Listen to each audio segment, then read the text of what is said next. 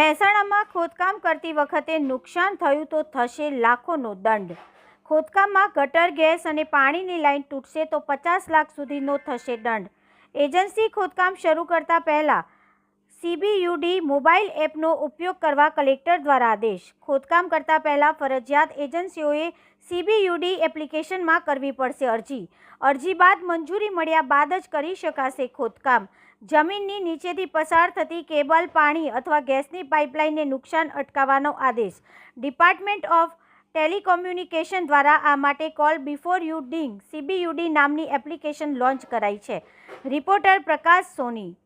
કેન્દ્ર સરકાર શ્રી દ્વારા કોલ બિફોર યુ ડિગ નામની એપ્લિકેશન લોન્ચ કરવામાં આવેલી છે, જેમાં કોઈ પણ અંડરગ્રાઉન્ડ કેબલિંગ કે ટ્રેન્ચ કે ખોદાણ કરતા પહેલા એની અંદર તમારે એપ્લિકેશન કરવાની થાય છે અને સંલગ્ન ડિપાર્ટમેન્ટ દ્વારા મંજૂરી મળેથી જ કામગીરી કરવાની થતી હોય છે, જે દરેક વિભાગને સંકલિત કરતું એક કેલિબ્રેટિંગ પ્લેટફોર્મ છે, જેના એક જ એપ્લિકેશનથી બધાની મંજૂરી એક સાથે મળી શકે।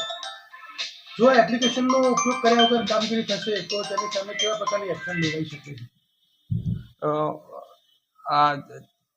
જે તે વિભાગની પરમિશન લીધા સિવાય કામગીરી કરવામાં આવે તો ગેસની લાઇન છે, પાણીની લાઇન છે, વીજ વાયરો છે વગેરે ડેમેજ થઈ શકે છે, જેના લીધે અકસ્માત પણ સર્જાઈ શકે છે અને સેવાઓમાં પણ પેલું થાય છે। એટલા માટે એને સરકારશ્રી અને કલેક્ટરશ્રી દ્વારા જે હુકમ કરવામાં આવેલ છે એ મુજબના રિપોર્ટિંગ કરી એ પ્રમાણેની દંડની જોગવાઈઓ કરેલી છે, એ પ્રમાણે વસૂલ કરવાની કાર્યવાહી કરવામાં આવશે। આ નિયમ કોને લાગુ પડે છે? તમામ જે પણ ખોદકામ કરે છે તમામને લાગુ પડે છે?